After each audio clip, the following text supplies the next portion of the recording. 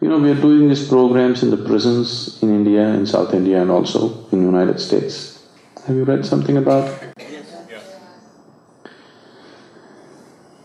See, prison is in many ways one of the most horrible places to live on the planet. Whatever conveniences, comfort somebody has created is not the point, but somebody locks you from outside. That's a huge thing. That's not a small thing. One will not understand what this is unless you go there. I have spent sufficient time there. It's a different kind of suffering. It's a very, very different kind of suffering. First of all, criminal is a man. Whoever you brand as a criminal is a man who has more longing for life than other people. He wants to live. In his hurry to live, he will trample certain things because of which he becomes a criminal, isn't it? His longing for life is deeper than other people, that he cannot go in the line like everybody, he wants to jump the line, that's why he becomes a criminal. So when this man is locked up, denied many things, the suffering is very, very different. When we were last time doing a program in Pennsylvania prison, there is a man there who's been there for 30 years. In Pennsylvania state, life is life, there is no remission of terms. He is serving 3 consecutive life terms. He's been there for 30 years, he's not yet 50. Just after high school, he got into some trouble and he shot 3 men. And 3 consecutive life terms he got. 30 years he's been there, he's very healthy and fit. He's going to live for another 30-40 years and he's going to be right there.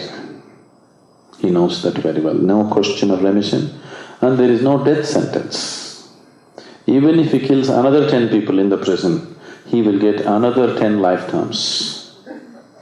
No death sentence. So this made him so violent from the day he entered the prison. So they put him in a single cell, something like 5.5 by 8 or something like this, of that size. 1 bunker bed and 1 closet, that's all. What he said was, he was all in tears and he said, 30 years of my life, I have never sat down in one place, I am unable to sit. 30 years of my life, I just walked up and down these 8 feet like a wild animal because I could not sit. When I got tired and fell asleep, I fell asleep. Otherwise, I never sat even for a minute, I just walked, paced up and down these 8 feet. He even ate his meals walking. He could not sit down. He said, for the first time now, I'm sitting and I'm sitting joyously. 30 years I spent like a wild animal. Now at last I can sit like a human being. It's not a small thing. You won't understand unless you are there with them. The suffering it's a different kind altogether.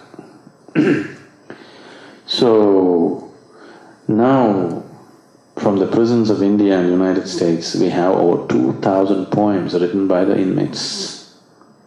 The moment they start meditating, they burst forth into poetry. This prison poetry is going to be published in the next few months. Such wonderful poems they wrote, so touching. Their suffering and their liberation through meditation, they just express this in so many ways. So even for somebody who lives in a situation like that, it is a tool to live joyously. So for you, it will definitely work if you are willing to make use of it. I want to say that you live truly as blissful human beings. It's possible. I know it's possible. If you are willing, you will know it's possible. And it is just that major things have been done. Enormous amount of money is being spent in creating arms and ammunition.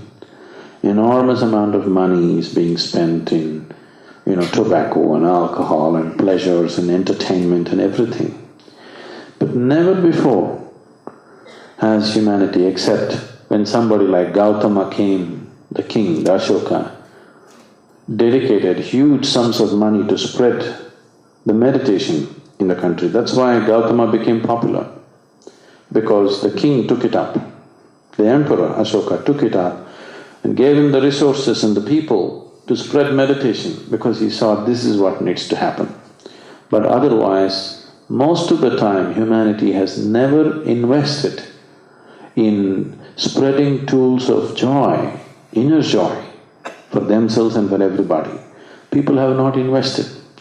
Many wonderful yogis have come, many wonderful sages and saints have come, but the necessary support did not come. Gautama was one of the fortunate few that the king gave all his resources, including his family, to completely be dedicated to this path and make it happen for everybody.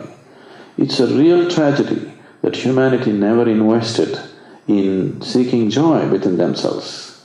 But humanity invested enormously to destroy each other, to kill each other, even today.